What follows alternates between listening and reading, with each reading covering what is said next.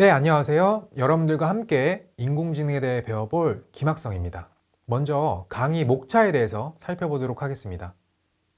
첫 번째로는 인공지능의 개념과 역사, 두 번째는 인공지능의 종류와 특징, 세 번째는 인공지능의 사례, 네 번째로는 인공지능의 활용과 실습, 마지막으로 인공지능의 미래와 윤리적 문제에 대해서 다뤄보도록 하겠습니다. 첫 번째 시간입니다. 인공지능의 개념과 역사에 대해 살펴보도록 하겠습니다. 먼저 인공지능의 정의를 살펴볼 텐데요. 인공지능의 정의를 사전에서 찾아보면 인간의 지능이 가지는 학습, 추리, 적응, 논증 따위의 기능을 갖춘 컴퓨터 시스템이라고 정의되어 있습니다. 인공지능은 전문가 시스템, 자연 언어에 의해 음성 번역, 로봇 공학, 인공시각, 문제 해결, 학습과 지식 획득, 인지과학 따위에 응용할 수 있습니다. 정말 많은 분야에서 인공지능이 사용되고 있는 것을 알 수 있습니다. 네, 다음으로는 인공지능의 역사에 대해서 살펴보도록 하겠습니다. 인공지능은 1950년대부터 발전해왔습니다. 인공지능의 역사에서 기념비적인 사건들을 살펴보면 1950년 인간과 컴퓨터를 구분하는 앨런 튜링의 튜링 테스트가 등장했고요. 1956년 마빈 리 민스키, 클로드 에르두 쉐넌, 존 메카시가 참석한 다트머스 회담에서 인공지능 개념의 정립이 있었습니다.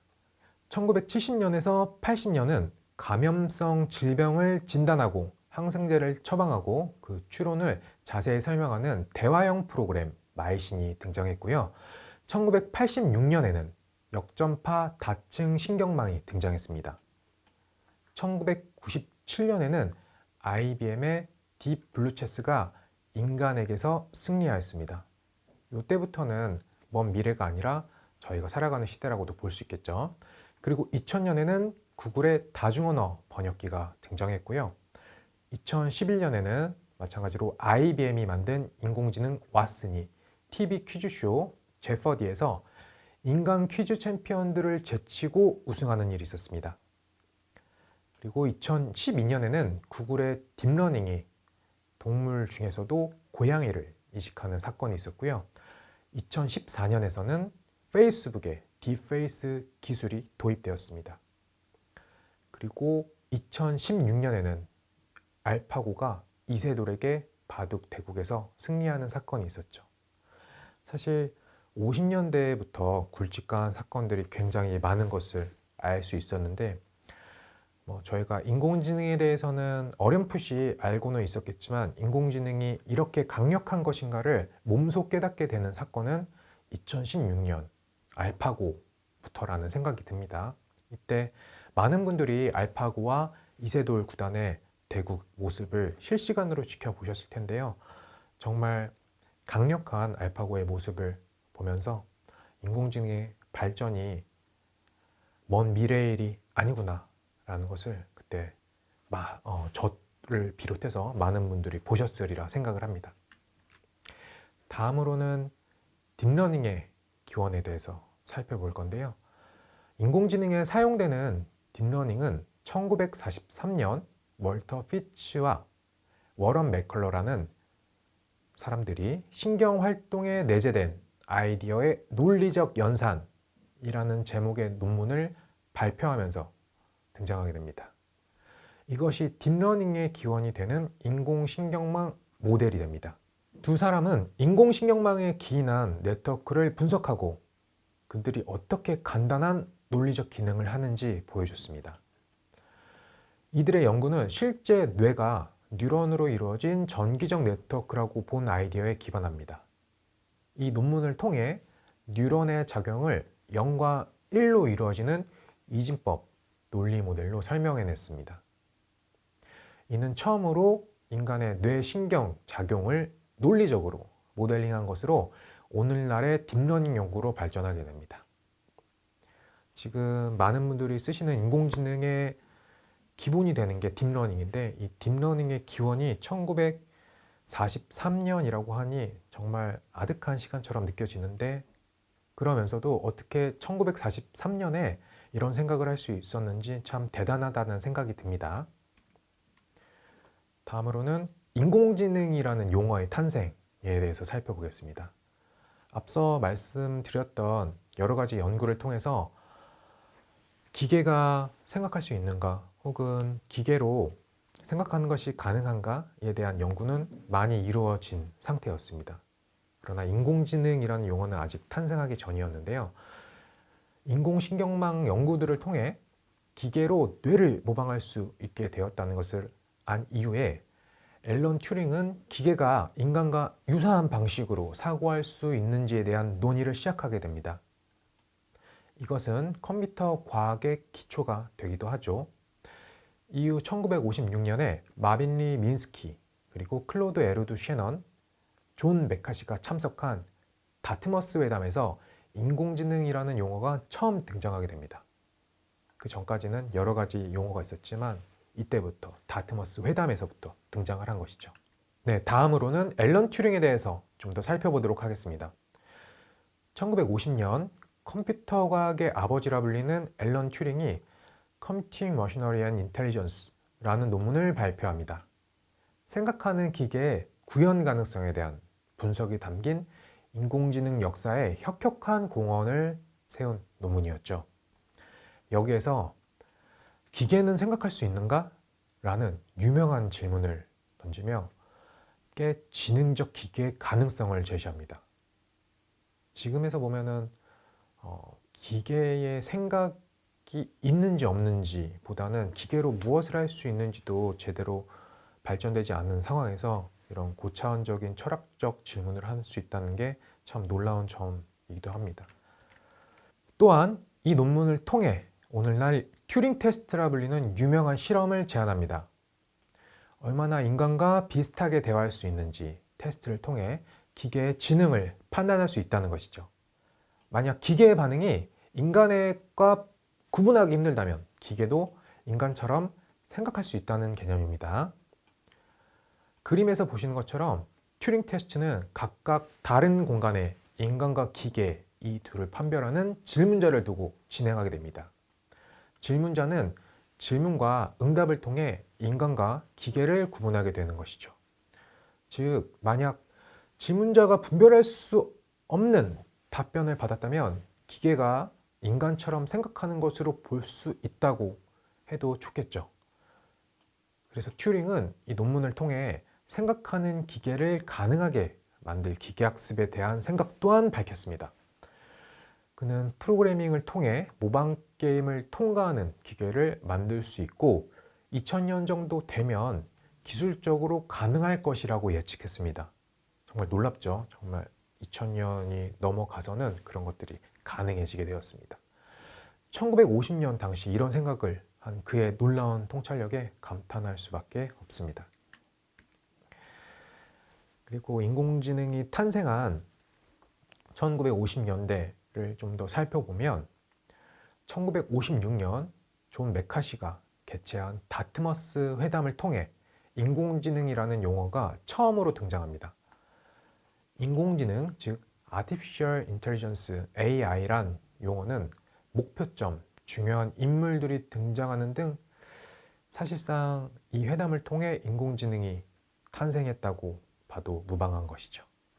이 회 이후 인공지능이 본격적으로 활발하게 연구되기 시작합니다. 이 회의에 모인 과학자들은 튜링의 생각하는 기계를 구체화하고 논리와 형식을 갖춘 시스템으로 이행하는 방안을 논의했습니다. 또한 인공지능의 가능성에 대해서도 높은 신뢰와 확신을 보였죠. 실제로도 컴퓨터가 체스 세계 챔피언이 될 것이며 미적으로 가치 있는 음악을 작곡할 것이다 등 회의에서 나온 예언들이 최근에 되어서야 현실화되었죠. 좌측 보시는 이미지는 다트머스 회담의 후원 기관이었던 록펠러 재단에 보낸 제안서인데요.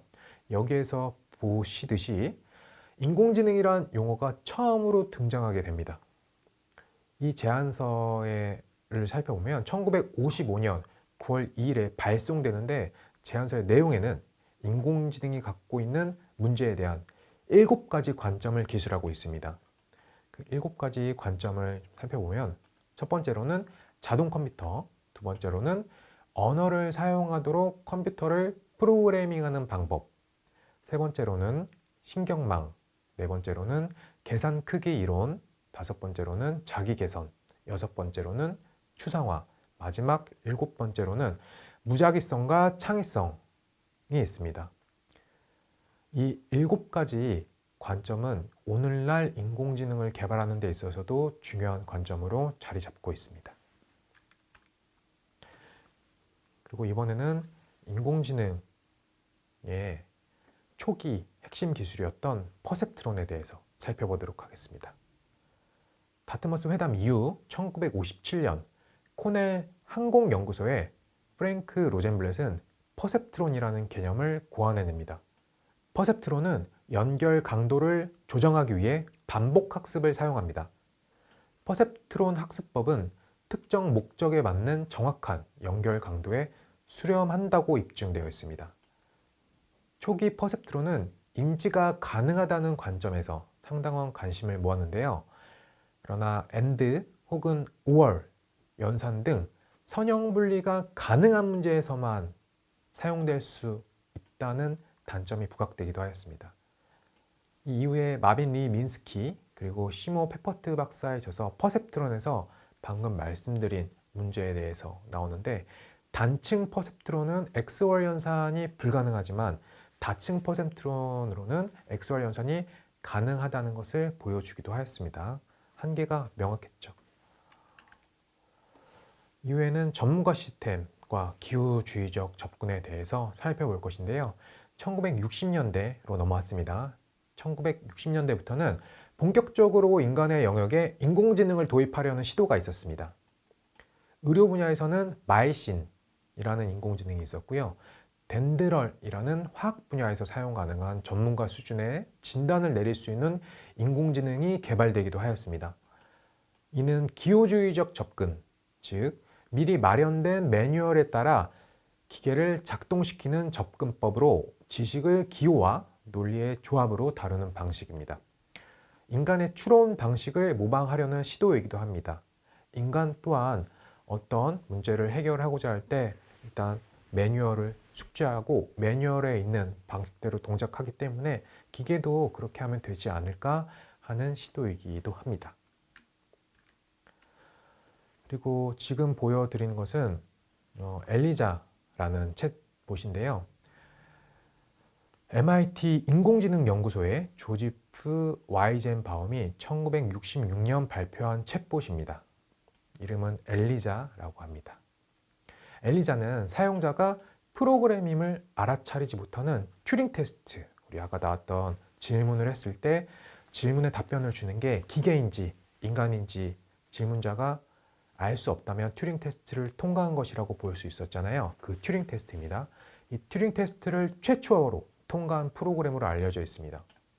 엘리자에서 가장 유명한 스크립트는 닥터라고 불리는 것으로 사용자는 의사 엘리자에게 찾아온 환자 역할로 설정이 되어서 프로그램이 간단한 질문에 답하고 묻기도 합니다.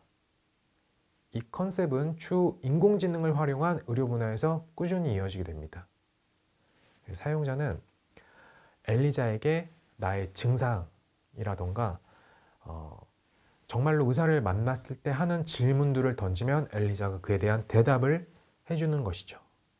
그래서 엘리자와 사용자 간의 상호작용은 여러분들이 보고 계시는 화면에 있는 실제 엘리자의 챗봇 화면에서도 볼 수 있습니다. 엘리자가 챗봇이 될 거고요. 이제 U라고 되어 있는 게 사용자가 엘리자에게 하는 질문이 됩니다. 답변을 하나하나씩 주고받고 이게 오늘날의 챗봇 형태로도 꾸준히 이어지고 있는 것이죠. 다음으로는 1980년대 조금 더 가까워졌습니다. 연결주의의 부상을 보도록 하겠습니다. 이후 인공신경망을 활용해 마음현상 또는 심리적 기제를 과학적 절차에서 보다 구체적으로 구현하려는 인지과학 분야의 접근법인 연결주의가 등장했습니다.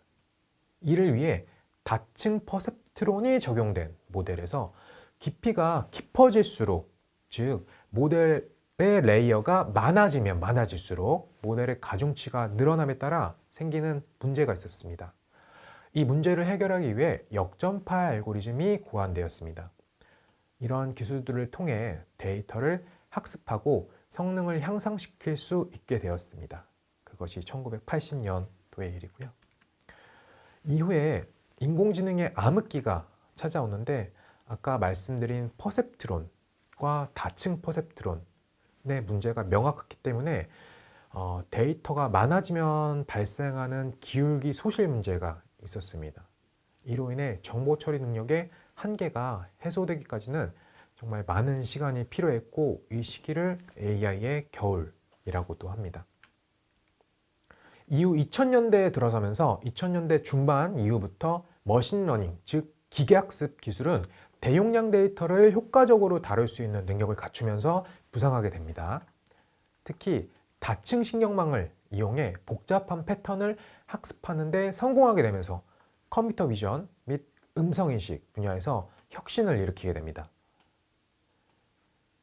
이상으로 인공지능의 역사와 개념에 대해서 살펴보았습니다. 지금으로부터 약 70여 년 전부터 인공지능에 대한 발전이 본격적으로 이루어졌는데요. 70년이라는 긴 시간이 지나서야 사람들에게 주목을 받게 되었다는 것이 참 빠르면 빠르고 느리면 느리다고 생각할 수 있을 것 같습니다. 다음 시간부터는 지난 70년보다 더 빠른 발전을 이뤄낼 인공지능에 대해 자세히 살펴보도록 하겠습니다. 감사합니다.